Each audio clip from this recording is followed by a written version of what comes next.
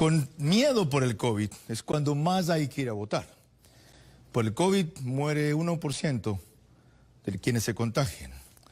Si nos contagiamos con Venezuela, ya van a ver lo que va a pasar. La novedad es que quienes están desanimados con razón, sectores populares indignados con más razón, y algunos sectores de la clase media que se han dejado desmoralizar por propaganda que funcionó antes como propaganda y nunca en la realidad, piensan desistir de ir a votar. Sí, apenas son $40 de multa. No. El precio por equivocarnos otra vez, como yo me equivoqué en el 2006, es acercarnos nuevamente a Venezuela. ¿No lo creen? Ojalá no lo tengamos que probar. De ese riesgo vamos a hablar esta mañana y de por qué estas elecciones son cruciales. Este es Vera, a su manera. Un comunicador que desde 1975 ha sacudido la televisión con formatos y estilos polémicos, sin ocultar sus simpatías ni jactarse de objetividad, pues el periodismo de opinión siempre asume una posición. Bienvenidos a coincidir o discrepar con Vera, a su manera. Opinión con propósito. Democracia.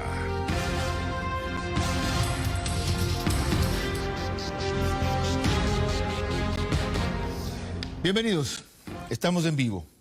Son las 10 de la mañana con 2 minutos. Miren. 9 de la mañana con 2 minutos, gracias. Miren, 13 millones de ecuatorianos más o menos tenemos derecho de votar en números redondos. Concurren 9 millones y algo más porque el ausentismo, que usualmente es del 20% y a veces ha llegado al 23% como máximo, se prevé que pueda estar en el 30%. De esos 9 millones que votan, votos válidos serán cerca de 6 millones aproximadamente, si no es menos, porque debido a la situación y el ánimo del elector, una gran parte dirá: si cumplo como obligación, yo rayo esta vaina, o la dejo en blanco, con lo cual cualquiera puede rayar su papeleta. Bueno, quienes iban a ir a votar por convencimiento, por militancia, por resentimiento, por indignación, por impulso, por una serie de razones, son en este momento cerca de 25% de partidarios de una opción que habló, y ahora lo ocultan, de una salida amigable de la dolarización. Eso sí van. Ese 25% se puede convertir hasta en 40% si no van a votar, o si votan nulo o blanco, quienes tienen una posición democrática. Entonces, el que haya la sorpresa que anuncian y que no se produjo en el 2017, cuando también dijeron que ganaban en primera vuelta, cuando tenían todo el poder, cuando tenían al mejor candidato posible, que era el actual presidente, se podría dar, entonces no se dio. Pero esa responsabilidad está en ustedes, en los ecuatorianos democráticos, que ahora algunos aparecen intimidados, otros desmoralizados, otros creyéndose cualquier cosa que aparece en las redes sociales. Con esto vamos a comenzar. María Clara, el tema específicamente, ¿por dónde va? Carlos, un placer acompañarlos en este matinal en donde trataremos, como tú lo dijiste, un tema que es crucial para nosotros, estas elecciones. Recordarles a los ecuatorianos que no votar el 7 de febrero nos puede llevar a un contagio como el de Venezuela, y este es peor que el COVID. Mata mucho más que el COVID. Y lo ve todo el mundo, lo vemos los ecuatorianos también en nuestras calles, Carlos. Son las 9 de la mañana con 5 minutos. Proseguimos en vivo. El otro día, a propósito de eso, tuvimos aquí el testimonio de 2 venezolanos, pero el fin de semana ha estado matizado con otra noticia peor, que es con la cual empezaremos y a la que nos referiremos enseguida. Algo publicado en la revista Semana de Colombia. Ese y qué otros elementos pondremos, María Clara. Tendremos también nuestro reportaje de contexto, además del reportaje de la revista Semana que tú bien mencionaste. En el reportaje de contexto estaremos hablando precisamente sobre el tema de hoy, porque esta es una elección crucial para nosotros. Un punto en donde no habrá retorno para el Ecuador. O avanzamos hacia un país de progreso o continuamos con una tendencia que ha fracasado en toda Latinoamérica. También tendremos hoy 4 invitados en nuestro set en vivo.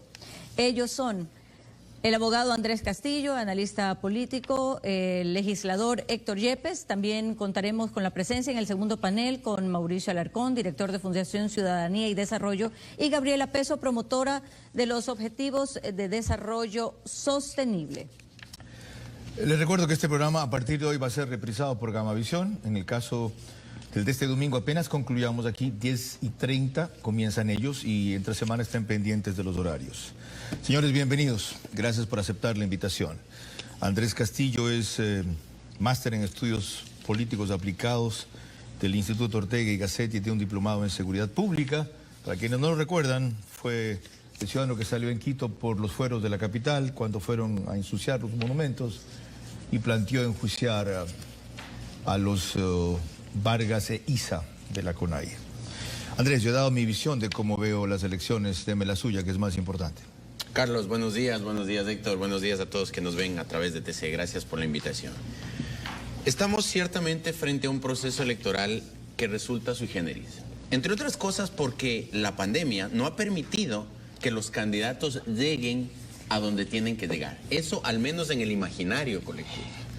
Lo que hemos perdido de vista entonces es que unos se han dedicado permanentemente a hacer campaña a través de las redes sociales y creen que las adhesiones o las discrepancias que puedan tener en esos espacios son suficientes, cuando en las calles, en los sectores populares, no existe en realidad un acercamiento real al conocimiento de lo que pasa en las redes sociales. Allá son otras lógicas. Entonces, al no entender varios candidatos la importancia de llegar a los sectores populares, no solamente trepados en una camioneta y saludando a todo el mundo, sino con un mensaje serio y claro, a través inclusive de sus candidatos asambleístas. ¿Eso se puede subsanar en 8 días? No, por supuesto que no. O sea, los que se equivocaron en eso no tienen solución o enmienda. Tendrán que renovar esfuerzos, tendrán que hacer esfuerzos extras para que así sea, pero no lo van a poder subsanar. Estos 45 días de campaña son solamente el remate final. Si no lo hicieron antes, ahora lo van a pagar. Okay. Yo estoy convencido. Lleguemos en su diagnóstico hasta ahí. ¿Cuál es el de Héctor Yepes, magíster en políticas públicas por la Universidad de Desarrollo de Chile, estudios de posgrado en Derecho y Gobernanza en Georgetown y Salamanca, asambleísta independiente ahora, fue inicialmente auspiciado por Creo? ¿Qué tal, Carlos, Andrés? Buenos días a todas las familias que nos están viendo en el Ecuador. Estamos, creo yo, en la elección más importante y crucial de nuestra historia. Hoy por hoy muchas familias no tienen para comer, muchas familias están sufriendo desempleo, muchas familias hemos pasado por el dolor de perder a un ser querido, a un amigo, a un familiar cercano en la mayor crisis que ha enfrentado este país. Y lo que nos jugamos este domingo 7 de febrero es decidir entre dos opciones. O seguimos por el mismo camino de los últimos 14 años en el Ecuador, o nos atrevemos a tomar la opción del cambio. Un cambio para que haya empleo, para que haya salud, para que haya seguridad, para que nuestras familias puedan salir adelante. Y aquí puede haber la tentación, Carlos bien lo describía al comienzo, de decir, bueno, estamos desanimados, nadie nos convence, hay como una depresión colectiva en el país. Pero ¿qué hace uno cuando está viendo una película de terror que quiere cambiar? Tiene que coger el control y cambiar de canal, pues no. Y poner una película bonita de esperanza, de optimismo. El único día en que los ciudadanos tenemos el control cada 4 años es el día de las elecciones. Héctor, de su análisis usted deja fuera de opción a Yacu Pérez, porque entiendo que la alternativa al cambio es Guillermo Lasso. ¿Por qué descarta a Yacu Pérez? Porque hoy por hoy todos los sondeos dan prácticamente una elección entre dos. Tenemos 16 candidatos, pero 2 opciones reales. ¿Creen todos los sondeos? No, pero cuando hay unos que dicen que gana Arauz, hay otros que dicen que gana Lasso. Digamos que eso puede ser una diferencia en cuanto a porcentajes, ¿no? Uno da una diferencia de 4, otro de 10, otro de 8, otro de 7, pero en lo que coinciden prácticamente todos es que esto está entre Andrés Arauz y Guillermo Lazo. Ya proseguiremos más. Aquí viene algo más provocativo todavía. María Clara. Bueno, aquí está la noticia que dio la vuelta a nivel mundial y es precisamente la portada de la revista Semana, una de las revistas más creíbles, con más peso en Colombia. Y veremos qué fue lo que dijo su portada, los explosivos archivos de Uriel. Carlos. Hay que estar muy cerca para leerlo. Manténganla ahí, yo la voy a leer. Donde tú la tenías no se distinguía muy clara. Dice: Semana revela el contenido de los computadores secretos del abatido comandante del ELN.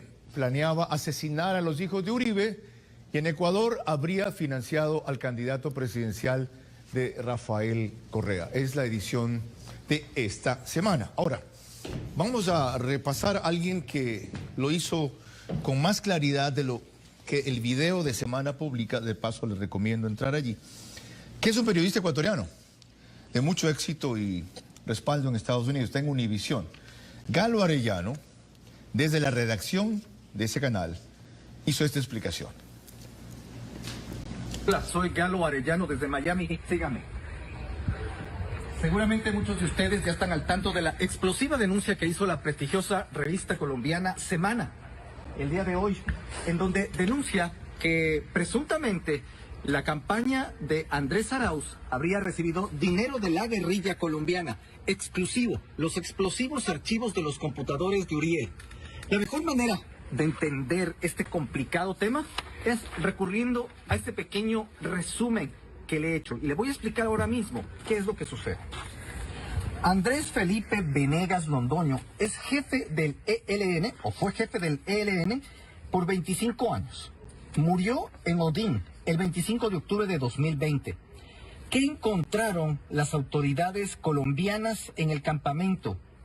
Armas, un panel solar, antenas de internet, pero lo más importante, encontraron equipos informáticos que contienen 3.2 teras de información, que representan 2 millones de archivos. También encontraron 7 computadoras, 11 discos duros, 24 memorias USB, 23 celulares, 3 tabletas, GPS. Ahora bien, la cúpula del ELN, en esta información sale que enviaron mensajes a Felipe y Guillermo, que se cree que son los contactos del ELN en Ecuador. Y uno de esos mensajes dice: quisiera me contaran del capital entregado al binomio para el señor de la Mariposa del Sur MS, después de la cumbre mundial de la Internacional Progresista. $80,000 habría sido entregado a usted en barbacoas para iniciar la idea de negocio con los aliados. Nuestro éxito depende de apoyar la esperanza. Según las autoridades colombianas, se están refiriendo a Andrés Arauz Galarza, actual candidato a la presidencia del Ecuador. Y cuando se refieren al cinturón, según las autoridades colombianas, sería Rafael Correa, el mismo que ha dicho que no sé quién es Uriel. Estén atentos, este 7 de febrero su voto es vital. Gracias, Galo Arellano, desde los estudios o redacción de Univisión en Miami. Su reacción, abogado Castillo, Andrés Castillo. Esta es una copia al carbón de lo que sucedió en Angostura. Cuando encontraron las computadoras de Raúl Reyes también habían alias. El alias Juan y el alias El Coronel, que eran aquellos que habían manejado los aportes de las FARC a la campaña de Correa. Y los socialistas del siglo XXI, Carlos, están acostumbrados a eso porque no ha pasado eso solamente en el Ecuador. Recordemos cuando a Ernesto Samper en Colombia, durante 4 años, le indagaban sobre el tema de los aportes, no solamente de la guerrilla, sino también del narco. Andrés, ¿y usted cree en computadoras cuya cadena de control, ¿cómo es? De custodia se llama, no se ha podido verificar, estuvo siempre a cargo de las fuerzas que combaten al ELN, ejército, policía, gobierno? Es decir, no hay un organismo independiente que diga si esto no se adulteró. Eso lo responderá la justicia colombiana en su momento. Lo que me hace creíble aquello es que les resulta impactante a los mismos involucrados. 2 días antes de que esto salga, Correa ya lo anunció en redes sociales. Es decir, él ya dijo que eso iba a pasar. Ok. Si es que él tiene claro eso, si es que él mismo lo cree, pues... Sobre lo los mismo, demás- Héctor. A ver, hay gente que puede pensar y que nos estará viendo, esto es una noticia de campaña. Estamos a una semana de las elecciones, pero yo invito a que no nos enfoquemos solo en esto, porque esto no es de ahora, pues. Aquí este es un capítulo más en una historia que lleva 14 años en el Ecuador. Sacaron la base de Manta, aprobaron la tabla de drogas que sigue vigente el día de hoy. Yo 2 veces en esta asamblea propuse eliminar esa tabla, no hemos tenido mayoría para hacerlo, incluso ahí morenismo y correísmo se han unido para bloquearlo. Hemos tenido cada vez más un avance del crimen organizado y de la narcopolítica en el Ecuador, y eso debe cambiar. Y eso no va a cambiar si votamos este próximo domingo por los responsables, pues, de llevarnos a este punto. Curiosamente, hay algunos sectores que dicen, ¿y qué? Mientras no sea conmigo, primero, no me afecta. Segundo, ¿qué gobierno no está infiltrado por el narcotráfico? ¿Qué partido no tiene algún tipo de colaboración si no es de narcotraficantes, de corruptos o de delincuencia organizada? Ahora mismo acaba de salir ese caso con un partido y la asamblea, ¿de qué se extrañan? A mí lo que me importa es que dejen ustedes su bronca, corruptos o no, lo que me importa es que hagan obra y se acabó la historia. Sí, pero hemos visto esta semana cómo asesinaron a Efraín Ruales. Hace pocas semanas asesinaron al Cholo Mendoza en la provincia de Los Ríos. 2 personas públicas, cosas que en el Ecuador no pasaban antes. Mañana podemos ser cualquiera de nosotros. Pasaba ¿De con qué menos frecuencia. Mataron a Abdón Calderón Muñoz cuando creo que tú no nacías todavía. Así es. En 1978. Marco Vinicio, otro asesinato. Pero que era conmocionó, menos pero frecuente. era la excepción, con lo trágico y lamentable, por supuesto, que son esas muertes. Pero hoy estamos viendo un patrón del crimen organizado que se está tomando el país, y luego de qué sirve tener trabajo, de qué sirve incluso poder ir a comprar una medicina si uno no puede caminar tranquilo por las calles. La misma interrogante, Andrés, si esto no le importa a cierta gente, por los argumentos que yo acabo de exponer, ¿qué sentido tiene darle la relevancia que usted le da? Que cuando estamos frente a quienes pretenden administrar el Estado a partir del financiamiento de dineros mal habidos, quiere decir que aquellos que pretenden gobernar no tienen escrúpulos para nada y cuando están en el poder pueden pactar con quien sea. Bueno, yo abono en esa línea. Antes de la primera pausa, por compromisos excepcionales en esta época electoral, tiene que ser exactamente a las 9:20, son las 9:18. Les quiero recordar la consecuencia de que le llamen a las FARC o a estos terroristas una fuerza beligerante, como les llamó Correa. La consecuencia ha sido ceder territorio. Raúl Reyes entraba y salía del oriente y no hubo ningún problema. Recién se reclamó cuando Uribe tuvo que incursionar para eliminarlo, por lo cual también yo, de paso, reclamé. Segundo, estuvimos sin radares 6 años, para detectar las avionetas que vuelan bajo y no son haciendo turismo, sino de los narcos. Y tercero, lo que ya se ha mencionado aquí, se convirtió a los vendedores en la calle de drogas en consumidores al cambiar la cantidad que se portaba. Y han tenido buena parte de la juventud drogada, enferma, letargada, para que no reclame y no se active en contra. ¿Quieren más evidencias? El ELN secuestró hace casi 3 años a 2 periodistas del comercio y los asesinó. Opera en gran parte del nororiente ecuatoriano y del norte de Esmeraldas y el sur de Colombia, donde Colombia no ejerce soberanía, sino ocasionalmente de paso. La droga acabó con Venezuela, la droga asoló 50 años Colombia, han hecho un acuerdo de paz que no se cumple. Quieren que Ecuador sea eso. María Clara. En breve proseguiremos con nuestro panel de invitados y más adelante con otros 2 que serán Mauricio Alarcón, director de Fundación Ciudadanía y Desarrollo, y Gabriela Peso, promotora de los Objetivos de Desarrollo Sostenible. Les recuerdo que el COVID mata al 1% de la población. El contagio con Venezuela mata mucho más. Carlos. Son las 9:20, estamos en vivo analizando el tema de este programa. Una elección crucial.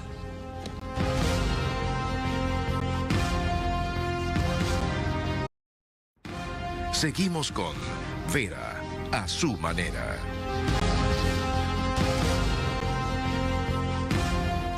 9 de la mañana, 23 minutos. Proseguimos en vivo analizando un tema, elecciones cruciales. Sobre eso, recién el colectivo Voces, de gente muy cercana al fenómeno o al tema electoral, expertos electorales, les denominan. Carlos Aguinaga, Silvia Buendía, Sebastián Mantilla, Anunciata Valdés, Pablo Andrade, Charlene Zúñiga, Fausto Camacho, Andrés Quijique, Juan Francisco Mora, Rosa Ponce y Clever Herrera, le dicen al CNE una serie de inconformidades. Los puntos más importantes son el 1, donde piden al Consejo Nacional Electoral que los operadores nacionales e internacionales deben intensificar y planificar un proceso de vigilancia de las votaciones con controles cruzados el día de las elecciones y exigen que se apliquen medidas de bioseguridad y que los miembros las difundan. Más tarde, sobre escrutinios hablan de contabilización de los votos en forma pública, observar y auditar que los procesos de escrutinio en juntas receptoras del voto sean públicos, políticas de seguridad informática, delegados de los sujetos políticos que se le entregue copias de las actas, exhortación a que se autorice a los medios digitales que tengan delegados en el centro de mando y difusión de resultados, ecuatorianas y ecuatorianos autorizados a votar, no importa la edad ni la condición. Esto es una exhortación a los votantes, convocan una vigilia permanente de las elecciones y piden a los ciudadanos denunciar compra de votos. Ahora, respecto a las portadas de los periódicos nacionales, esto es lo que les interesa hoy antes de proseguir con el panel en que nos acompañan Andrés Castillo y Héctor Yepes. Empecemos por El Universo, después del Comercio. Primera plana de hoy. María Clara. El Universo, tenemos la palabra. Ahí va un gráfico en detalle. Úsenlo. El otro día pusimos el video sobre cómo votar. Ese. Vamos al Comercio. El Comercio, primera plana de hoy. Ajá. Ahí está. Aglomeraciones por la cédula en el registro civil. Pacientes más jóvenes copan las UCIs de los hospitales. Ya, necesitas lentes. Yo también. Siguiente primera plana de hoy. Ya, sí, esta es la hora de Esmeraldas o Tungurahua. Tungurahua. Aglomeraciones para obtener la cédula. Ok. Siguiente portada. El diario de mi tierra, Manabí. Apiñados en filas kilométricas. Es por lo mismo, el obtener la cédula. Y Expreso, primera plana. Finalmente, las voces de la sociedad. ¿Qué presidenciables ignoran? Adentro van a ver un reportaje sobre una serie de reclamos de sectores sociales que dicen no haber sido tomados en cuenta. Bien, proseguimos.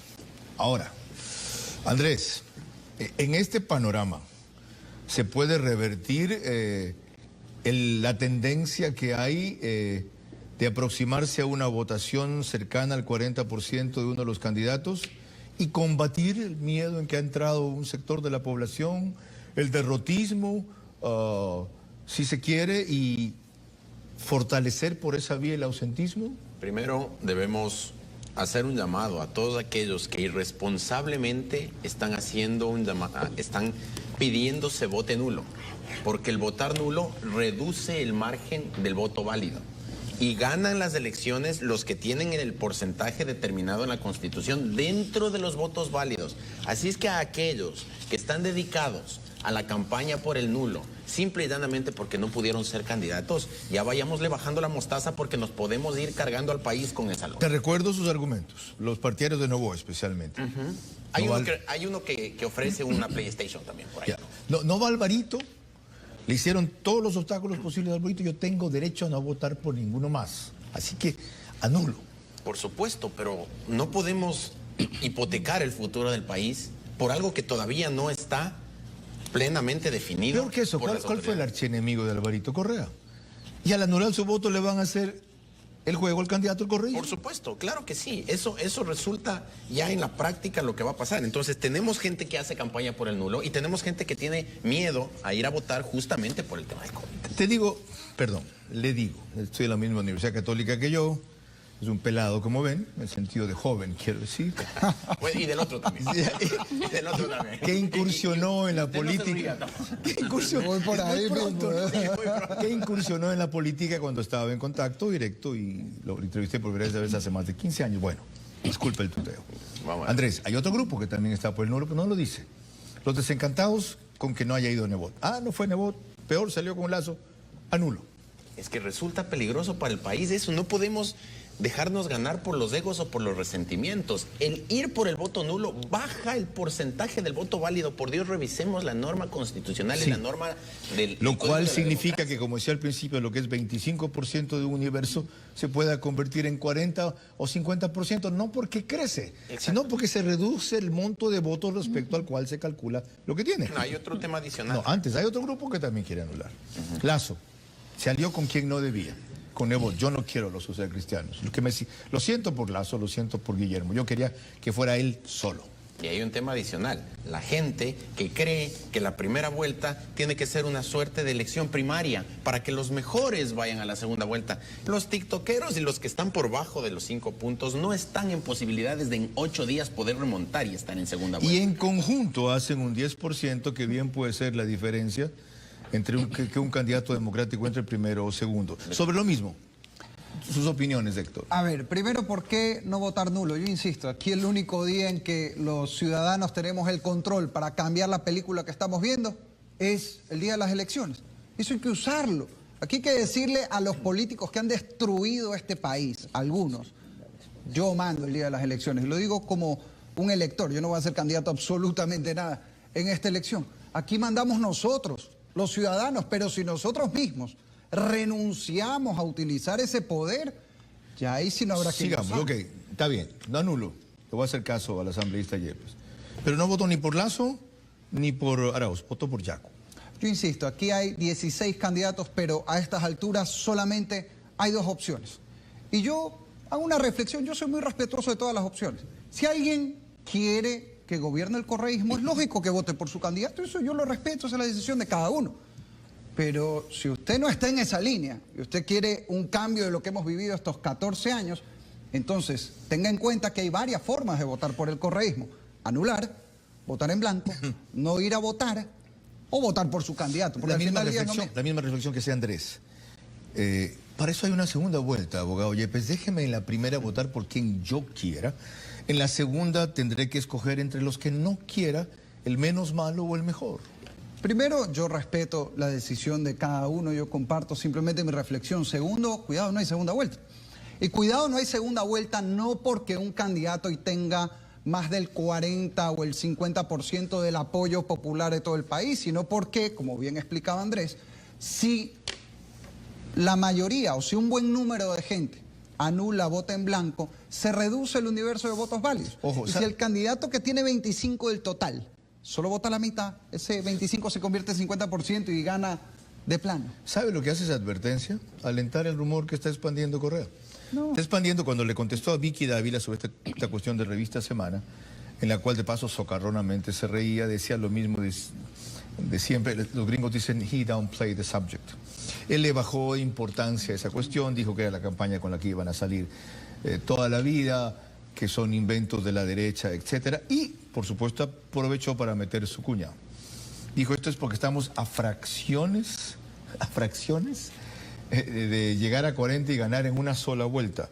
¿Este temor no le alienta la credibilidad a esa versión de él? Al revés, yo creo que sí hay un miedo legítimo de un sector de los ciudadanos a que pueda no haber una segunda vuelta. Ese miedo, entre comillas, nos debe movilizar a la acción, pues esto depende de cada uno de nosotros, no de lo que diga o no el señor Correa, no sé en qué país o aticuán de ahorita. Pero aquí lo que tenemos que hacer es cada uno tomar la decisión de ir a votar. Si la gran mayoría vamos a votar, va a haber segunda vuelta y en esa segunda vuelta yo creo que va a ganar la opción del cambio en el Ecuador, que es Guillermo Lazo. Pero eso no depende ni del señor Correa, ni a estas alturas tampoco depende de Guillermo Lazo. Depende de cada uno de nosotros que vayamos a votar por nuestra familia para tener empleo, salud, seguridad y sacar adelante al Ecuador. Y si me permite solo algo sobre el tema de Revista Semana, que decía antes, esto no nos afecta. No hay problema, Esto no nos afecta a nosotros. Y la tabla de drogas, ¿cuántas familias desesperadas, destruidas hoy en el Ecuador porque sus hijos están en la H, consumidos, atrapados? Eso es lo que ha provocado 14 años de una política primero cómplice y luego permisiva con el narco y el crimen organizado en el Ecuador. Bien, vamos con María Clara Triviño, que para nuestros dos panelistas del primer bloque tiene otras inquietudes. En su caso, Andrés, cuando le pregunte María Clara, le ruego volverse hacia la izquierda, allí, para comenzar con usted. Y en su caso, Héctor, simplemente lo podemos ver en el monitor. Me faltó esa instrucción al comenzar. Adelante, Andrés y María Clara. Para el abogado Castillo es una pregunta: ¿qué políticas públicas debería implementar el nuevo gobierno que nos vaya a tocar a los ecuatorianos para lograr que el Ecuador sea un país más seguro en vista de los acontecimientos últimos que han ocurrido?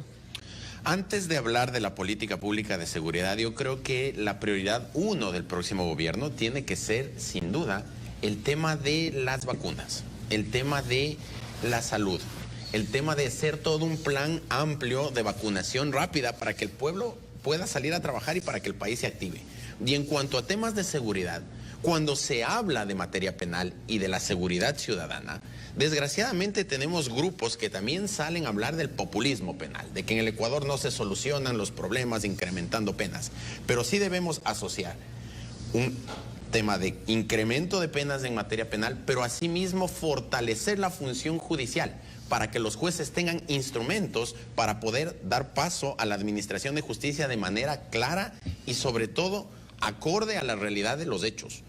El derecho se ajusta siempre a las condiciones de una sociedad y estamos en una sociedad que desgraciadamente viene en caída justamente por lo que decía Héctor al inicio de la entrevista. Estamos bajo ataque de la delincuencia organizada, del narco, de aquellos que hacen del negocio de la droga su forma de controlar el poder. Por lo tanto, si es que no tenemos una norma objetiva y una norma subjetiva clara en materia penal, definitivamente no vamos a poder salir del problema de la inseguridad. Definitivamente que no. Para el legislador Yepes, la pregunta sería si considera que el Ecuador es un país ingobernable o si el caos y la crisis en la que vivimos es producto de políticos y autoridades poco preparadas. Yo creo que en el Ecuador tenemos una élite política de llorar, con honrosas excepciones, pero justamente tenemos en estas elecciones la oportunidad de cambiar esa realidad, tomar el control nosotros, decir aquí mando yo, ir a votar por alguien y cambiar esta historia para prosperar en el Ecuador. Yo creo que esa opción es Guillermo Lasso. ¿Por qué? Porque tiene trayectoria creando empleo, que es la mayor necesidad del Ecuador hoy. Porque está acompañado de un binomio que es médico, el único médico en la papeleta que va a poder garantizar una acción efectiva en la salud para salvar vidas. Y porque además está en el equipo Jaime Nebot, que ha puesto 6.000 puntos de internet gratuito en la ciudad de Guayaquil, que es lo que hoy necesita el país para que nuestros niños puedan estudiar y no se queden fuera de la teleeducación porque ni siquiera tenemos internet, y que además siempre ha sido firme a favor de la seguridad y en contra de la delincuencia con mano de hierro, que es lo que necesitamos hoy en el país. Prosigamos, que son las 9:37. Gracias, María Clara. Miren, en redes sociales, no sé si alcancé a enviar yo al control la pregunta directamente para que la pongan. Hay una de Alex, cuyo user es José Guzmi 80, muy representativa. Para ustedes, especialmente para Andrés, dice: la derecha tuvo 4 años para acabar con el correísmo, pero prefirieron unirse a Lenín Moreno por el odio a Correa. Hoy eso les está pasando factura y ahora están desesperados tomando cualquier información porque el candidato del tirano les puede ganar en una sola vuelta. Eso forma parte del discurso político, Carlos. Eso es lo que nos quieren hacer creer. El presidente Moreno fue el vicepresidente Correa. Correa fue quien lo puso. Que ahora, en el transcurso del gobierno, él se haya alejado de la línea de Correa, eso no es que la derecha lo compró. Él escuchaba eso a Pierina Correa hace unos días. Justificar que el presidente Moreno ha hecho lo que ha hecho o ha dejado de hacer lo que tenía que hacer porque fue comprado por la derecha forma parte del debate político que ellos nos pretenden inocular. Por lo tanto, el decir que la derecha perdió la posibilidad de gobernar, déjeme decirle que quien estuvo al frente del Ministerio de Gobierno durante los 2 últimos años del gobierno Moreno no es justamente una representante de la derecha. Quienes están dentro del gobierno ahora mismo no son justamente representantes de la derecha, y los mismos correístas han dicho que gran parte de sus compañeros les han traicionado, y como les han traicionado, entonces están con Moreno ¿Quién les cree entonces? Héctor, en su caso, Nicky Bravo, cuyo user es Nicky Bravo 1. Y esto porque usted es una persona con otras preocupaciones, especialmente es pro vida, como se definen ustedes, y pro familia en ese sentido. Dice, si sobre las acciones para la niñez y adolescencia, desde el movimiento, mejor dicho, sí. Cuando le preguntaba que si quiere interrogar, sí, sobre las acciones para la niñez y adolescencia. Desde el Movimiento Social por la Niñez y Niñez Juventudes y varias organizaciones sociales se planteó Ecuador por la Niñez como iniciativa ciudadana y no partidista que insta a los candidatos a priorizar la niñez. ¿Por qué tan pocos pronunciamientos sobre estas materias sociales, dice? Yo en lo personal he venido trabajando en esa línea. Hemos presentado un proyecto de ley por la familia, por ejemplo, para garantizar los cuidados para todo recién nacido en el Ecuador. Y hemos, con la sociedad civil, yo he apoyado esa iniciativa cívica, planteado voto familia, un acuerdo por la familia, entre otras cosas, para garantizar la vida desde la concepción y cuidados al menos para los 1000 primeros días de todo recién nacido, además de agilizar la adopción. Por el tipo de familia como usted la define, es decir, hombre, mujer, hijos. ¿Por qué por las familias no convencionales también? Es decir, dos parejas, hombre-hombre, que forman una familia y adoptan hijos, dos mujeres, mujer-mujer, que hacen lo mismo, o de repente una de ellas tuvo o tiene con un hombre, pero constituyen otro tipo de familia. Yo creo que toda comunidad, familia en el Ecuador tiene derecho a una protección legal. Yo no estoy de acuerdo con el matrimonio homosexual. Creo que el matrimonio es entre hombre y mujer y así lo dice la Constitución. No estoy de acuerdo con la adopción tampoco por parte de parejas homosexuales, pero por supuesto que estoy de acuerdo en que tengan una protección legal a la convivencia que dos personas libremente pueden tener. Y eso ya estaba garantizado en la Constitución desde el año 2008. Y también hay algo para quienes como yo somos pro vida en el país, que hemos salido cientos de miles a marchar por esa causa en el Ecuador. De los candidatos con opciones de ganar, el único que es pro vida en el país es Guillermo Lasso. De nada sirve luego marchar, sea por la vida, sea por la libertad, sea por el empleo, luego horas de horas en las calles, si no nos tomamos al menos media horita, una hora, con todas las protecciones del caso, doble mascarilla, visor, capucha, con todo lo que uno quiera llevar para proteger a su familia el día de las elecciones. Gracias, y votar por lo que queremos. A propósito de su preocupación, Andrés, Expreso hoy día tiene, para variar, un análisis formidable de Roberto Aguilar que dice: Ceballos renuncia a la confianza pública. Mientras el plan piloto de vacunación tambalea, el ministro de Salud saca provecho personal de su posición de poder público. No deja de extrañar que el gobierno le dé un respaldo cerrado. Y por esa vía, el gobierno le hace la mejor campaña que se pueden imaginar al correísmo. ¿Ya? ¿Qué es mismo el gobierno entonces con estas actitudes que en los hechos tienen un resultado, aunque en el verbo produce otra cosa? El gobierno del presidente Moreno, una vez que abandonó ya el plan político que tuvo de descorreizar al Ecuador, se convirtió en el gobierno más rangalido de la época democrática, de los últimos 40 años. El gobierno más débil, el gobierno con menos peso. No, eso lo sentimos todos, pero sí, dentro de esa debilidad y ese menor peso, ¿cabe semejante torpeza? Sí. No es que cabe semejante torpeza, sino que lo que sucede adicionalmente es que lo magnifican porque resulta repugnante a la razón que alguien que tiene que encargarse de proteger a los médicos que están en la primera línea de combate al COVID privilegie a su familia por sobre todas las cosas. Pero hay en cambio otra cosa que sopesar. Si bien cometió, yo lo he denominado esta imbecilidad, el ministro de Salud, descontinuarlo él causa un daño mayor, que es descontinuar un proceso que desgraciadamente depende de él y donde es él que ha conseguido más rápido que ninguna la vacuna, la Pfizer, a cada parte de Chile. Hay un grupo ciudadano que respalda el tema de la compra de las vacunas. No es solamente un tema estatal.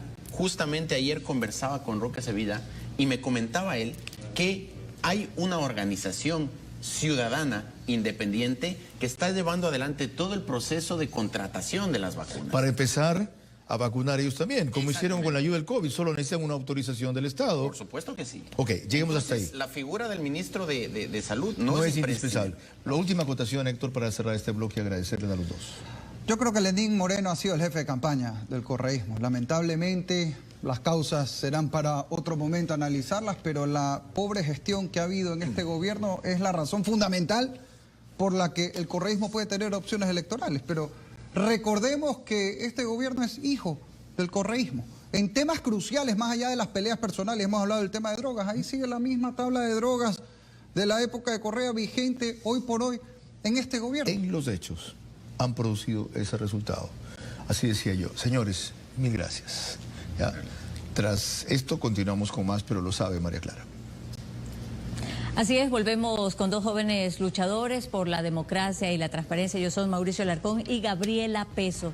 Les recordamos que no votar el 7 de febrero es permitir que otros decidan por usted. Así que no se queje ni se sorprenda. En este momento son exactamente las 9:44. El próximo domingo, más que elegir un presidente, escogemos un destino.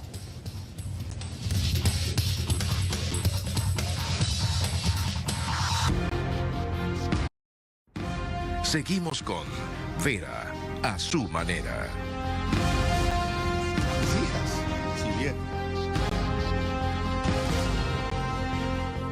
9:47 de la mañana, estamos en vivo con dos invitados de excepción. Ya les voy a explicar quién es cada uno, una, Gabriela Peso y Mauricio Alarcón.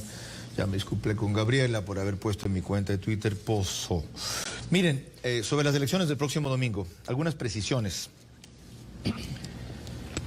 La votación solo es hasta las 5 de la tarde finalmente, desde hasta las 7 de la noche. Eso de que hasta las 12 par y después de las 12 impar es solo indicativo, no es obligatorio. Los mayores de 65 años de edad, como yo, tercera edad, no tienen o no tenemos la obligación de votar. Y por eso 2/3 partes de ese grupo, que son 1.600.000 personas, han anunciado que no van a votar. Y ustedes son los que hablan de dejarle un futuro para sus hijos y sus nietos.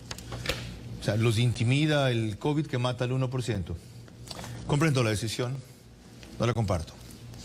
En cuanto a proyectos piloto, miren, en este trance se le ocurre a este CNE proyectos piloto. Voto por correspondencia. Se va a realizar mediante sobres cerrados. Esta modalidad se aplicará solo en Canadá, zona electoral de Ottawa, donde existen 144 electores. ¿Saben quién es cónsul en Canadá? La esposa de Richard Espinosa, ¿ya? Correísta. En su administración sacaron $2.500 millones del IES de un bolsillo para meterlo en otro, entre comillas. Y voto electrónico, plataforma de tecnología de información y telecomunicaciones basada en un sistema de alta disponibilidad. Esta modalidad se realizará en Argentina, zona electoral de Buenos Aires. 2.082 electores registrados. ¿Saben en dónde están los mayores partidarios del correísmo? En los migrantes, pues. Y saben, Argentina, ¿quién la rige ahora? Cristina Fernández. ¿Y saben de quién es íntima Cristina Fernández? Plan piloto ahora. No pueden caminar y masticar chicle y plan piloto ahora. Preocúpense de lo que está programado aquí funcione. Que ese día haya visores para los de las mesas, que haya máscara para los de las mesas, que se puedan hacer pruebas PCR, como dicen que le van a hacer el Ministerio de Salud, que no pudo con 2.700 carnetes de discapacidad en plena pandemia y ahora lo va a hacer con 44.000. Pues ya cumplan. En vez de preocuparse de la mamá y del ancianato, donde está la mamá primero. ¿Ok? Después nos vemos en algún tipo de juicio con ustedes. Tarea de ineptos. María Clara. En nuestro reportaje de contextos, Carlos, veremos precisamente el tema que tratamos el día de hoy. ¿Por qué esta es una elección crucial? ¿Por qué es tan importante que los ecuatorianos conozcamos a los candidatos y tomemos bien una decisión para que nuestro país vaya hacia un progreso en democracia? Participan en este reportaje la abogada Anunciata Valdés, integrante del colectivo Voces por la Democracia, y también el doctor en leyes Andrés Ortiz Herbener. El Ecuador necesita reaccionar, dar la vuelta a la página y pensar seriamente en un gobierno para el cual la empresa privada y el respeto a las libertades debe ser su eje para el ejercicio democrático. Estamos en presencia de una elección trascendental en la vida de la República, porque el Ecuador ya transitó desde el 2007 hasta el 2017 en un gobierno de izquierda, en donde el poder se concentraba en un solo partido político, en una sola persona, en un régimen hiperpresidencialista, y en donde la dinámica del Estado estaba sometida al Estado. O sea, el Estado era el gran gestor de las políticas públicas y dinamizador de la economía. La fecha decisiva va a ser el 11 de abril, donde se va a celebrar la segunda vuelta, porque ahí es donde van a definir, es la realidad y el futuro de cada uno de los ecuatorianos. Es si van a tener una educación de calidad, si va a haber recursos para el seguro social, pero también cada ciudadano y ciudadana tiene que ver que con ese voto está definiendo su propia vida. Es una elección trascendental para el Ecuador, diferente en parte por la pandemia, única en el mundo, también por lo débil de las candidaturas que surgieron como alternativa, con flojos argumentos y superficiales propuestas. Nos enfrentamos a nuevos candidatos y queremos ver opciones. Realmente es decepcionante, salvo honrosas excepciones, las personas que pretenden aspirar a la primera magistratura del país. Es preocupante ver que no haya personas preparadas para enfrentar una crisis muy grande que se le viene al Ecuador. El Ecuador no puede estar abocado a improvisados.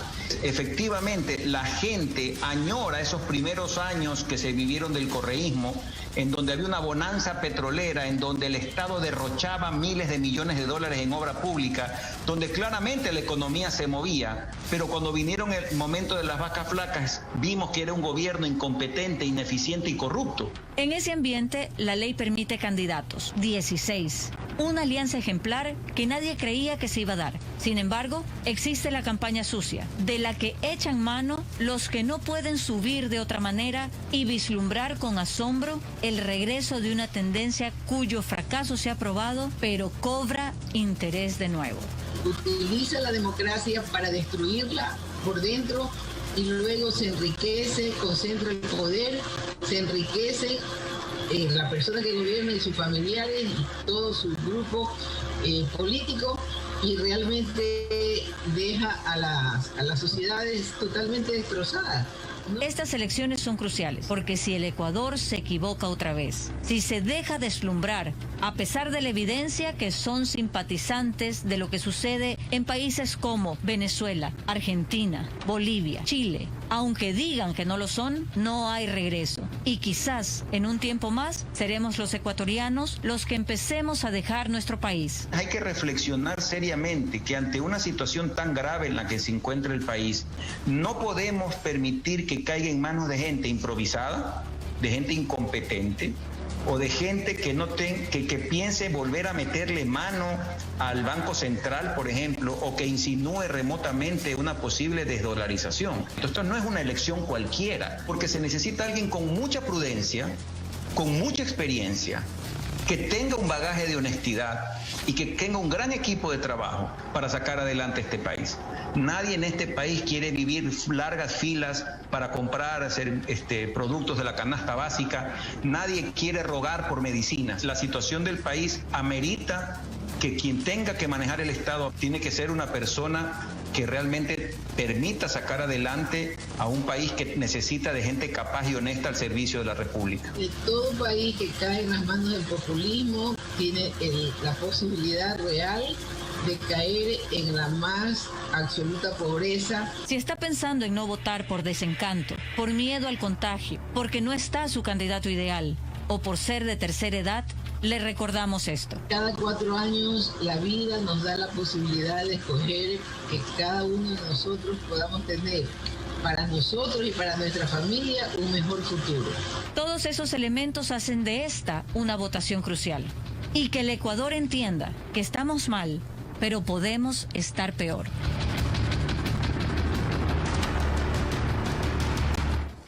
¿Qué certeza en esa conclusión, María Clara? Estamos ciertamente mal, pero podemos estar peor. Para no estar peor, es justamente la presencia de estos dos panelistas. Gabriela Peso León es promotora de los Objetivos de Desarrollo Sostenible en la Universidad de Barcelona, España, un máster en Dirección de Recursos Humanos en la especialidad de Espíritu Santo, psicóloga organizacional, con mención en comunicación corporativa, es coach certificada por la International Coaching Community de Londres. La voy a necesitar en esa parte. Gabriela, bienvenida. ¿Cuál es su visión de estas elecciones y del ambiente en que las abordamos a 7 días de que se realicen? Hola Carlos, gracias por la invitación. Mira, yo creo que como joven considero que actualmente representamos el 44% del padrón electoral. Y como joven creo que esta decisión es crucial y me siento como literalmente a veces entre la espada y la pared. Pero tengo claro que no podemos por ningún motivo ser Venezuela, no podemos por ningún motivo confiar en esta ideología del socialismo 21, pero por otro lado creo que a veces esta pugna de poderes entre la derecha y la izquierda hacen que segreguemos muchas veces ese bienestar por el bien común y de velar también por proteger a los grupos vulnerables. Está bien que nosotros nos creamos la historia que nos vamos a Venezuela, pero que una joven se la crea, ¿cómo así? ¿De que podemos acercarnos otra vez a eso, quiero decir? ¿Por qué me la creo? Porque viví en el gobierno de Correa acá, viví su prepotencia, hay claros hechos de corrupción, vivimos una época de bonanza, pero no fue bien administrada. Entonces, por nada del mundo podemos decidir seguir por esa línea. Tenemos que generar Ya dijeron cambio. que no van a ir a esa línea. ¿Qué es la muletilla que se quiere inventar para que la gente no vote por Arauz? Pues yo no confiaría en alguien que sigue una misma línea, cuyos valores siguen ahí en duda. Y finalmente creo que vamos a desperdiciar el voto. Los recursos del Estado podrían seguir siendo mal administrados y evidentemente hay datos, hay hechos que no hay peor ciego que el que no quiera ver. O sea, no podemos seguir por esa línea. El otro invitado de excepción aquí es lo que yo he denominado un cruzado por la libertad de expresión y bastaría que diga eso nomás. Y esto tiene que ver con un testimonio directo de una transmisión que seguí desde Washington, donde este señor era el único que estaba ahí, defendiendo ese derecho y ese valor, rodeado de quienes lo conculcan en este país. Mauricio Alarcón es abogado y máster en Dirección de Gestión Pública, así como en Acción Política, Fortalecimiento Institucional y Participación Ciudadana en el Estado de Derecho. Fue miembro suplente de la Asamblea Nacional Constituyente y asesor del Consejo de Participación Ciudadana. ¿Aclara de cuál? Ay, cuando había, Carlos, un Consejo de Transición y quienes hemos defendido la participación ciudadana real, teníamos alguna esperanza de que no iba a ser cooptada por el Estado de la forma vil en que lo fue en un inicio. ¿Y quiénes estaban en ese consejo? En esa época estaba Julián Guamán de presidente, estaba Mónica Vanegas y estaban algunos otros ciudadanos que recordarás tú fueron designados por el denominado congresillo después de un primer concurso de méritos. Un paso fugaz por esa institución que en muy pocos meses demostró que simplemente tenía que articularse para cumplir las órdenes del emperador de turno. Gracias por la precisión, Mauricio. Ahora sí, la misma inquietud con que inicié con Gabriela. ¿Cuál es tu diagnóstico del estado en que abordamos esta elección y cómo debemos actuar frente a ella? Carlos, buen día y buen día a quienes nos Buenos siguen días. a través de esta señal. Pues estamos frente al proceso electoral más caótico de los 42 años de democracia que ha vivido el país, en manos de autoridades que perdieron su tiempo midiéndose los egos y discutiendo si era más importante presidir el Consejo Nacional Electoral que aprobar reglamentos para vigilar el pautaje en redes sociales. Un tribunal contencioso electoral que ha demostrado trabajar a las pisotadas, sentencias que resultan ser mamotretos y que han traído consecuencias graves para un proceso electoral que a una semana ni siquiera tiene definido si vamos a poder elegir parlamentarios andinos. Con esos señalamientos, parecería tener razón la gente que dice, Mauricio, con mayor razón, o sea, ¿cómo ustedes ver a la cabeza? ¿Ya? Sí, pues yo comencé en esto hace 2 o 3 meses diciéndoles la verdad dura, ¿ya? Y pura, pero la verdad. Ahora nos piden que con este despelote de elecciones vayamos a votar. ¿No es eso un contrasentido? Faltando tan pocos días, no, definitivamente no. Estamos, Carlos, a una semana de llevar a cabo nuestro voto a través de las urnas, que se respete la voluntad de la gente. Y si bien es cierto que no tenemos definiciones claras, que aún hay dudas como las que tú mencionabas en cuanto a los proyectos piloto, en cuanto a la bioseguridad, que hay una desmotivación de la ciudadanía por ir a votar, lo único cierto es que es un hecho, y así lo ha dicho incluso el CNE, que iremos a las urnas el 7 de febrero. ¿Cómo Así motivaría es que en este usted momento... a esa ciudadanía desmotivada? ¿Cómo la motivaría? También es pelado, No. es joven. ¿No cumple 40 todavía? No, todavía falta, A usted no le puedo preguntar de edad. Okay, ya, ok. ¿Cómo motivar, Carlos? Creo que Anunciata nos decía muy bien en el reportaje. Cada 4 años es cierto que se reaviva la esperanza de la gente de dar un nuevo horizonte, más aún en unas circunstancias tan jodidas como las que vivimos ahora. Crisis económica, crisis de seguridad, crisis laboral. Que al menos los ciudadanos cumplan con responsabilidad el deber de darle una oportunidad al país. Y cuando hablo de oportunidad, también pasa por elegir a los mejores. Yo acá no me voy a referir si el pasado es malo, si el presente es malo, si el futuro será mejor. Necesitamos votar por los mejores, necesitamos llevar a cabo un voto informado. Al menos revisemos los antecedentes. Quien no fue capaz de hacer bien las cosas cuando fue ministro o funcionario de un gobierno anterior, difícilmente va a tener la capacidad de dirigir un país. Lleguemos hasta aquí ahora porque tendré más para ustedes cuando volvamos, pero sobre eso sabe mejor María Clara. Así es, antes de continuar con nuestro panel de invitados, nosotros vamos con ellos, continuaremos revisando cómo se está dando hasta este momento el tema de las elecciones. En nuestro programa, una elección crucial. Además, permítanme recordarles que si ustedes no votan el 7 de febrero, están permitiendo que otros decidan. Así que no se quejen ni se sorprendan después. Carlos. No dijiste lo más importante, vienen tus preguntas. Cierto, es verdad. Es demasiado modesta y es modesta Triviño. ¿Ya? Bueno, con las preguntas de María Clara, para los dos miembros de este bloque, volveremos con algunas mías pendientes y con precisiones y guías indispensables de dar. Porque créanme, más que el COVID-19, mata el volverse a equivocar.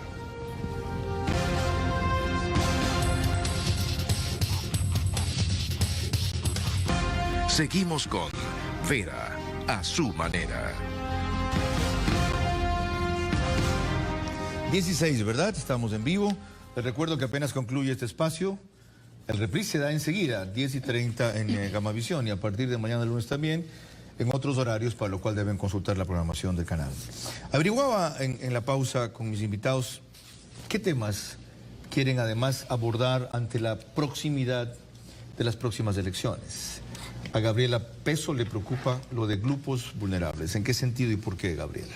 Me preocupa las mujeres, me preocupa las niñas, me preocupa que aún no veo una propuesta de gobierno clara con perspectiva de género, que impulse el crecimiento económico de las mujeres, que ayude a decrecer los índices de violencia contra las mujeres y las niñas, y el tema de los embarazos en las niñas y adolescentes. ¿Cómo se deberían abordar esas políticas? ¿Qué es lo que reclama que definan los candidatos, especialmente los más opcionados, aunque sea en pocas palabras y en este tramo final?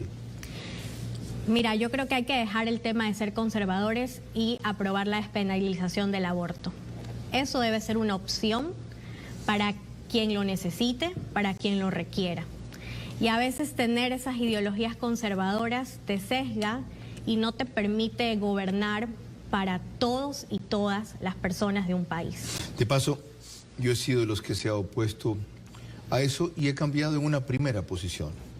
No tengo duda de que en el caso de violación, el aborto debe ser autorizado. Si lo quiere adoptar o no la víctima es otra cosa. Así como he oído hablar de que puede haber menores que den consentimiento. Toda menor es violada cuando tiene una relación sexual. Así es. ¿Ok? Pero el riesgo, en cambio, ahí es cómo llevar eso al extremo de que por abrir esa puerta todas la quieran usar y olvidar lo más importante en eso. Lo primero, que es prevenir el embarazo no deseado. De allí sí, atacar las consecuencias. que es el temor en cambio de otros, como Héctor Yepes, que acaba de pasar por aquí, que es radicalmente pro familia, como ellos le llaman, y pro vida. Mira, cuando hablamos del tema de pro vida, yo también te puedo decir que yo también soy pro familia, pero también creo que hay una diversidad en las familias, o sea, eso es innato.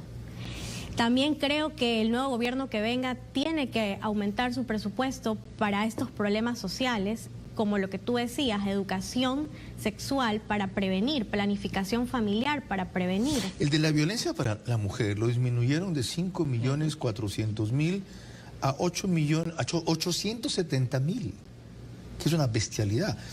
Otra buena noticia, aunque a algunos no les pueda gustar, yo coincido también en ese nuevo concepto de familia. ¿Ya? Y yo, como una persona que se ha divorciado 4 veces, no puedo considerarme un ejemplo de familia convencional, que no hubiera querido no tener que tomar esas decisiones. De paso, no me arrepiento, no lo recomiendo, no me arrepiento. Sí, me volvería a casar con las mismas y a divorciarme por las mismas razones.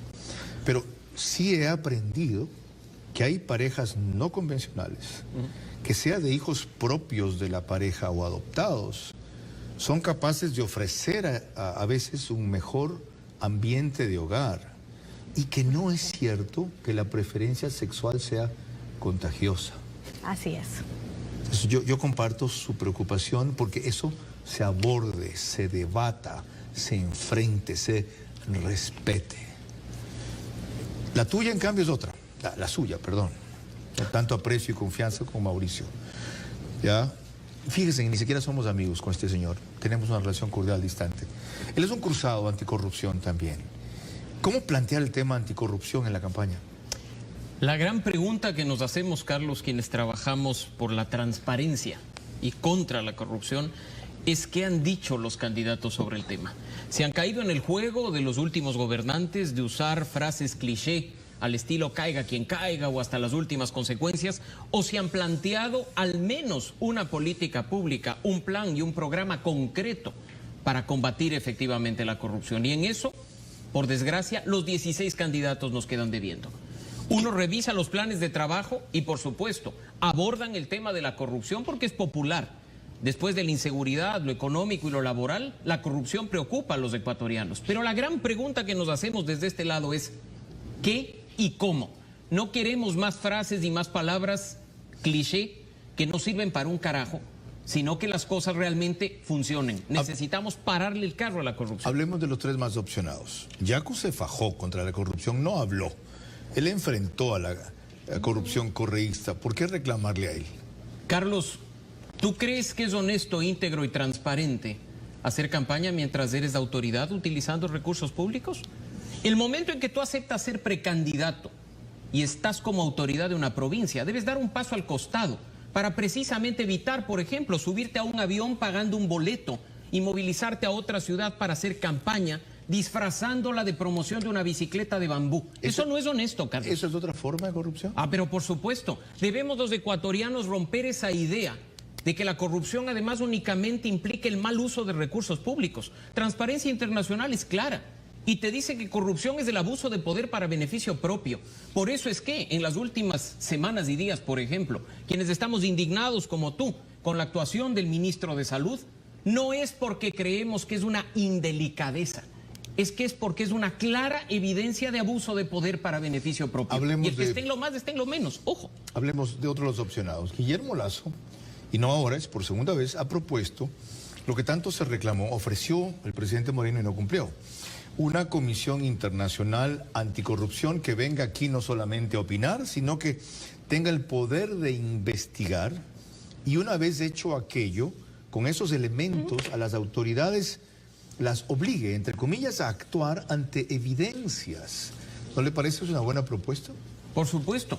Y cualquiera de los 3 más opcionados que llegue al poder no necesita ni siquiera hacer el show de convocar a reuniones porque las cosas están listas, Carlos. El gobierno falló. ¿En qué? En darle vida a esa comisión. Una comisión que con recursos propios vino al país a plantearle al gobierno nacional un estatuto y un plan de trabajo. Pero el gobierno dio marcha atrás cuando vio que esa comisión reclamaba independencia y autonomía para investigar a todos, sin excepción. Y luego una Secretaría Anticorrupción que creó y empezó a visibilizar ciertos casos con Iván Granda primero y más con Dora Ordóñez, la acabó cuando estaba ahí José de la Gasca. Ya. Andrés Arauz, él ha prometido combatir la peor corrupción que ha sido la de la justicia, evidenciada en la condena a su líder, a quien considera un perseguido político, porque el gobierno de Moreno, si en algo se empeñó, fue en eso, y la fiscal ha cumplido aquello como una consigna, mientras que ha desatendido otras denuncias de corrupción. Es decir, ha habido una fiscal selectiva respecto a qué perseguir. Eso es el compromiso de Arauz, es más, lo ha dicho, no es que lo esconde. El compañero Correa es inocente, es un perseguido político, y vamos a presionar, es la palabra, a la justicia para que se proceda como debe. Imagínate qué grave es que en tu plan de trabajo hables de luchar contra la corrupción, que incluso utilices términos que a quienes estamos desde la sociedad civil puede sonarnos interesantes, como datos abiertos y gobierno abierto, que tú sabes lo trabajamos, pero que en la práctica hable de presionar a la justicia en función de acciones que han tomado en los últimos meses o años. Lo primero que debería decir cualquier candidato a la presidencia es que la justicia tiene que actuar de manera independiente, que no va a meter la mano, que no va a interferir y que va a dejar que la justicia incluso actúe si es que tiene que investigarlo a uno mismo. ¿Y no decir eso qué es? Es una burla con el país, es una falta de compromiso con los ecuatorianos y es simplemente demostrar que abren las puertas para más de lo mismo. Son las 10:15, estamos en vivo y María Clara Triviño se une a este panel con un par de inquietudes para cada cual. Adelante, María Clara, primero con Mauricio. Perfecto. La pregunta para Mauricio Alarcón. El populismo hemos visto que destruye sociedades. Lo estamos viendo a lo largo de los años en Venezuela especialmente, que lo tenemos tan cerca. Y sin embargo, es una corriente que parece ir en aumento en la actualidad en nuestro país. ¿Cómo se explica esto? El populismo y la demagogia están presentes en todas las ideologías políticas. Lo estamos viendo en esta campaña electoral. Son motores para acceder al poder. Los candidatos están dispuestos a actuar sin escrúpulo alguno para ofrecer cuestiones que le pueden sonar bonitas al oído del elector, pero que en la práctica resulten inviables. Ese daño se aplica independientemente de si uno es de izquierda o es derecha. En Venezuela lo vimos en Argentina, pero también lo acabamos de ver en Chile. Lo acabamos de ver en Brasil. Así es que dejemos de anclar la demagogia y el populismo con una sola ideología política, cuando todos, sin excepción, han recurrido a estas acciones para tratar de acceder al poder. Ojalá este país, María Clara, llegue a un punto en unos 4, 8 años en el que podamos escuchar propuestas sensatas, que no se limiten a decirnos qué hacer, sino cómo hacerlo, y que le respondan al país por las necesidades reales y que no simplemente sean compromisos que una vez accediendo al poder son imposibles de cumplir. Muchas gracias. Ahora la pregunta para Gabriela Peso. Definitivamente uno de los grupos más vulnerables son nuestros niños, en especial cuando estamos hablando sobre el abuso. ¿Qué hacer para que los gobiernos tomen las decisiones correctas? ¿Qué políticas públicas se deberían implementar para esto? ¿Cuán perjudicial puede ser que los gobiernos no hagan lo que deben hacer para proteger a nuestros niños? Bueno, lo perjudicial está atado con el tema de la pobreza.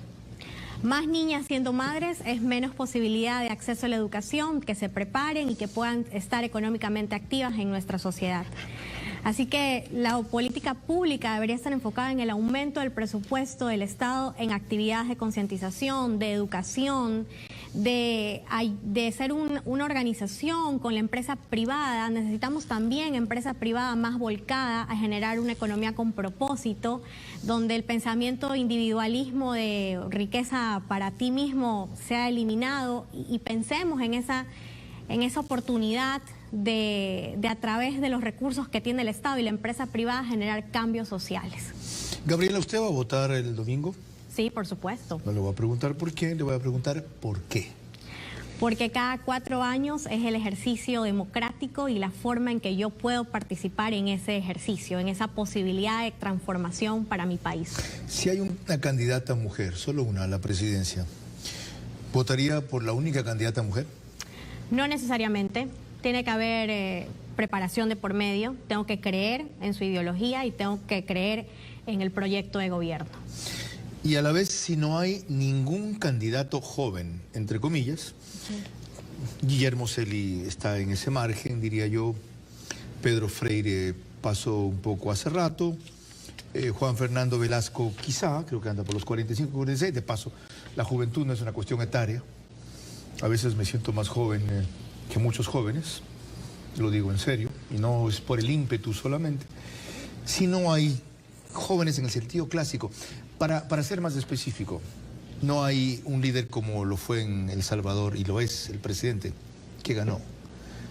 ¿Cómo definir entonces la proximidad de estas visiones y sueños nuevos que tienen estos jóvenes para buscar o quién esté más cerca o quién puede abrir más la puerta? Yo creo que uno de los errores de los candidatos fue no escuchar a nuestra generación millennial y centennial. Creo que ese error ya en una semana no se puede corregir. Y siento que los jóvenes que queremos una sociedad con propósito, debemos de tomar conciencia, leer cada uno de los proyectos de gobierno que tienen y ver cuál posiblemente se asemeja a esa posibilidad de cambio. De paso, y esto puede ser un perjuicio sobre ustedes, los jóvenes de esa generación, hay la sensación de que son muy vulnerables a cualquier cosa. El crecimiento, y lo corroboro con el crecimiento de Javier Herbas, se ha medido que el crecimiento de él está por el 5-7%, y especialmente ha crecido entre jóvenes, sobre todo en Pichincha, se debe a que fue el candidato tiktokero. Entonces, ustedes son jóvenes, esa es la generalización, que se dejan impresionar por cualquier cosa que tiene proximidad a lo suyo, aunque no sea afinidad, en este caso tecnología. Mira, es cierto, pero yo creo que los jóvenes, cuando nos informamos, nos educamos mejor, cuando se debate esto en casa, porque justamente lo que tú me decías, ¿por qué voy a votar el domingo? Bueno, porque no solo sé que es un proceso democrático importante, pero también sé porque en mi familia así me lo han educado.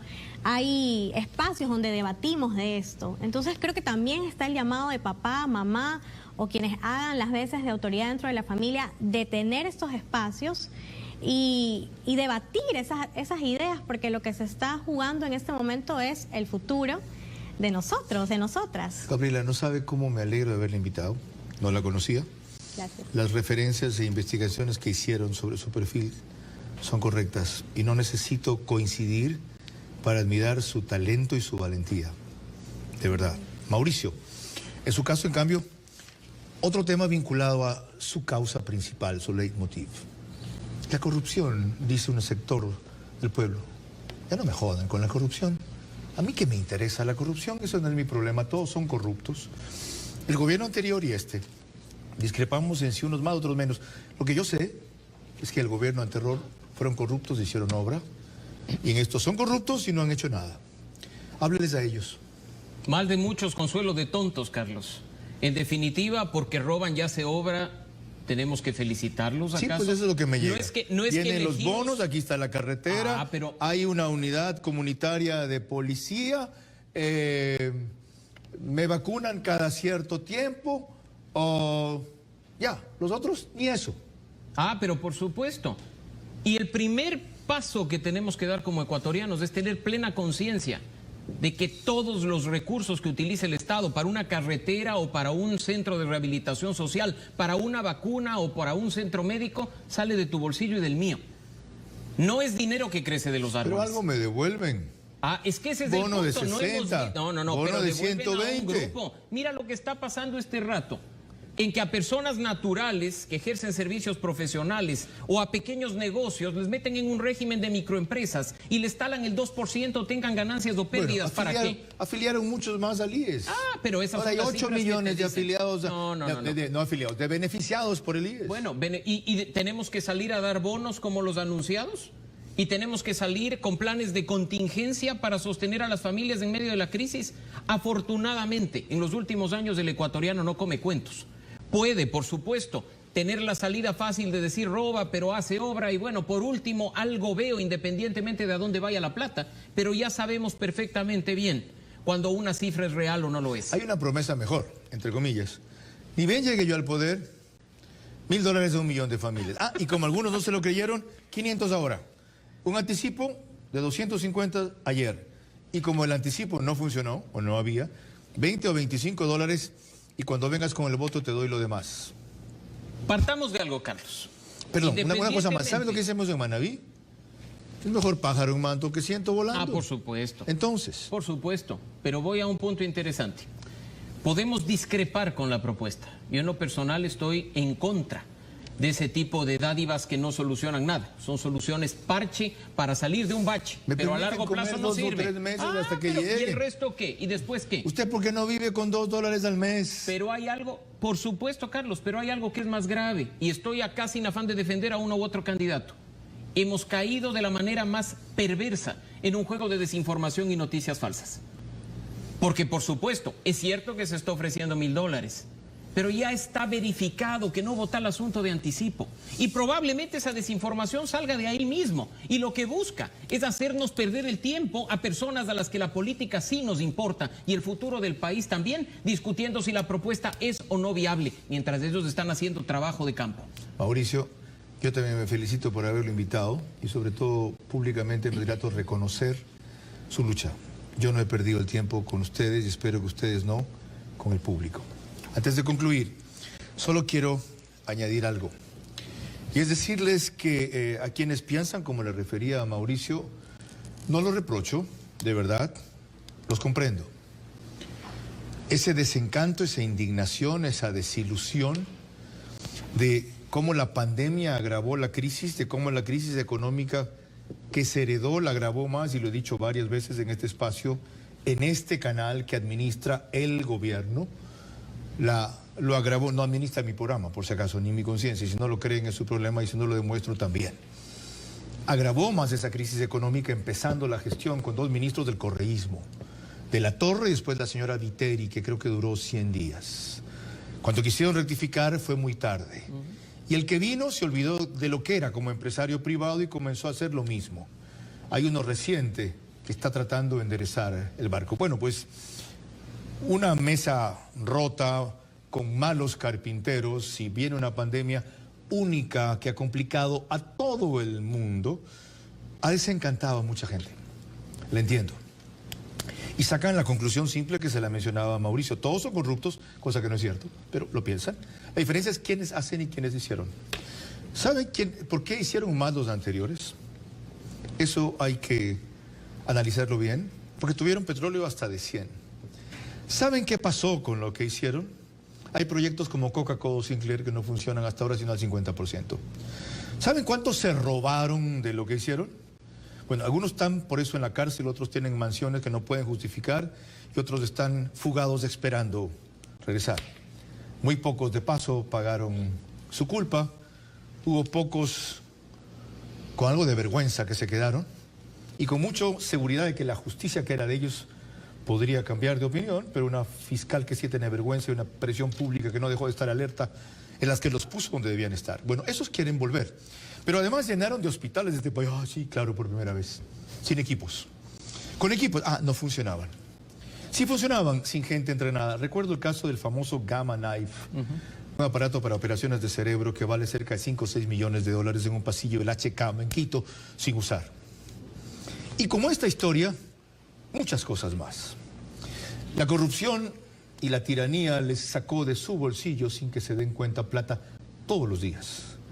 Esa que eso ha hecho falta ahora para enfrentar mejor la emergencia, para que no se agoten los medicamentos, etc.